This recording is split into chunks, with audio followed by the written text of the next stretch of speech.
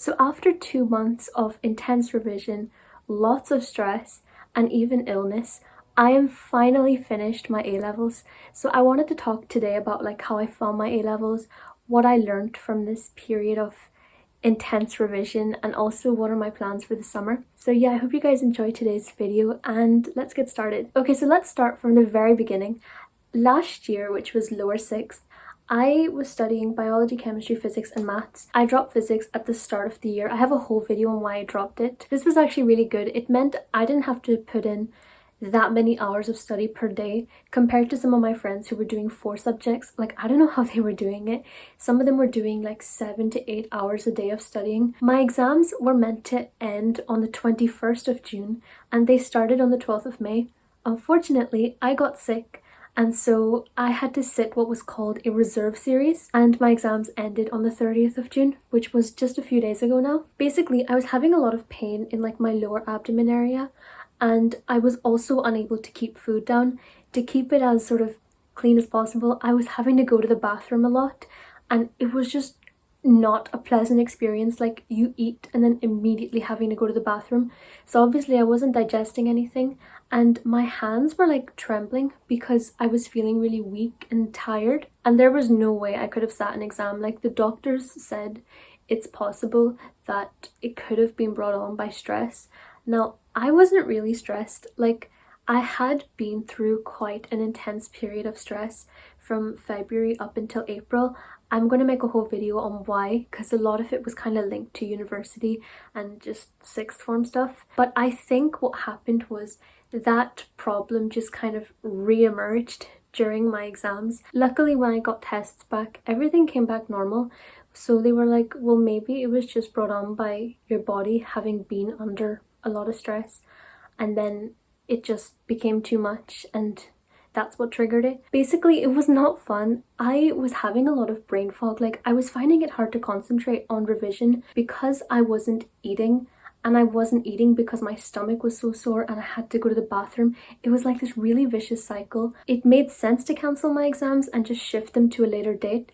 I'm so grateful that my exam board had that option this year. This year, because of COVID, there have been changes to the way exams are sat, and I know in England they gave out advanced information. We didn't get that in Northern Ireland. Our exam board just gave us the option that either you can sit exams at a later date if you missed them because of COVID or illness, like I did, or you can do a missed component calculation, which is basically where they use marks from the papers you have sat before to predict what you would have gotten in the exams that you missed. So for me, I missed one part of my biology. It was Unit 2 of biology, and I also missed Unit 2 in chemistry, so they could have used my Unit 1 scores. I had sat those exams a few weeks before my illness. They could try and estimate what I would have gotten. The thing is, I don't think I did very well in the Unit 1 papers compared to Unit 2. I think because those papers were my first proper papers, you obviously do feel a bit more nervous, even though for Unit 2, I was comparatively less prepared. I had been sick. I had tried to revise as best as possible. I don't know, I think they went better, and I was talking to my friends who had already sat the Unit 2 before me. Obviously it was a completely different paper. Clearly said that they would be doing fresh papers for us, people who missed it, and that's what they said as well. They said they all thought the second papers were easier than the first. So now that that's all clarified, it is currently the 5th of July, I think, and my exams finished approximately a week ago. So I'm just chilling. I'm actually really enjoying not having to revise. Though my brain is sometimes saying wait, shouldn't you be doing chemistry now? Shouldn't you be doing maths now? It's just nice to not have to worry about all that. Another thing I wanted to talk about is how I actually found the papers. I noticed this twice in maths. I went to part 1 of a question and I just thought, it's okay, I'll go to the next part. I can do that faster. And it said using your answer to part 1. Turn to the next page, using your answer to this. And if you couldn't do part 1, you couldn't do part 2, 3 and 4, and so you would straight up lose maybe 20 marks.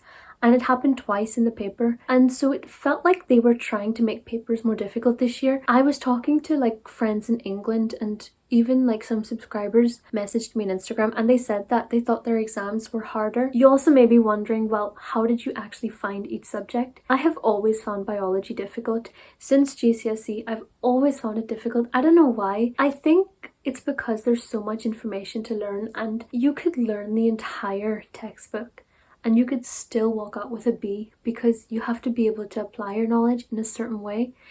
And that's something that I have struggled with, but I've gotten better at over the years. For chemistry, everything is so small, like atoms are minuscule, and therefore I find it really difficult to care. I'm like, I don't care about the structures of this specific alcohol or this specific aldehyde. Like, I don't care. I hated chemistry revision. Like, it was so boring to have to sit there for ages, especially all of the non-organic stuff. Like, I remember literally having to do this last week. NMR, mass spectrometry, electrochemistry, like, oh, it was so boring. For maths, I definitely struggled a bit with some of the integration at the start.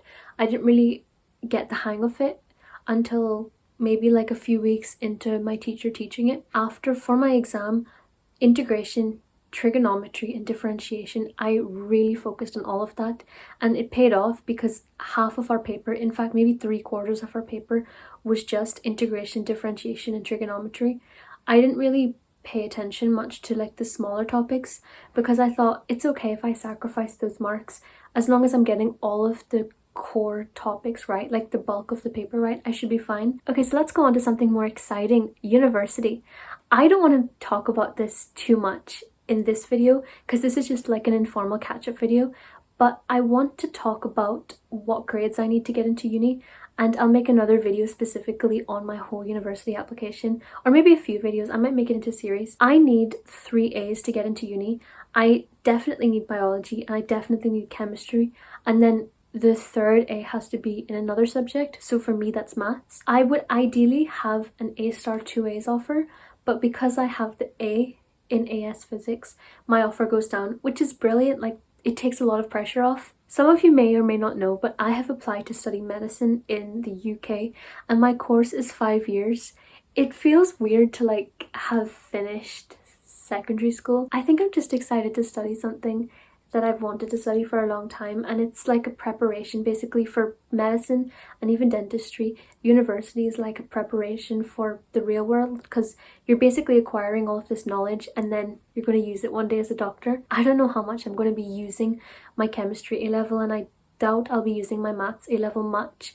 Probably just for things like drug calculations, maybe even to learn like the structures of certain types of drugs, but I don't see it coming in handy that much. But it's exciting, like it's a whole new chapter of my life. I've always wanted to go to university, and I'm grateful that I've got an offer from the university that I've wanted to go to for many years. I'll be revealing that very soon, so make sure you're subscribed and you've turned on notifications. That was just a quick plug. But yeah, I can't wait for you guys to see all the university content. In relation to my summer plans, I literally think all I'm going to be doing this summer is relaxing, catching up on lots of Netflix, making YouTube videos because I have neglected this channel heavily this year, and also learning how to drive, which I'm not gonna lie, not really looking forward to that because I come 12th in Mario Kart. Like, how the hell am I going to drive a real car if I can't drive a virtual one? But anyway, I just wanted to make this video to like update you guys on my exams, university, all of that. If you're going to university this year,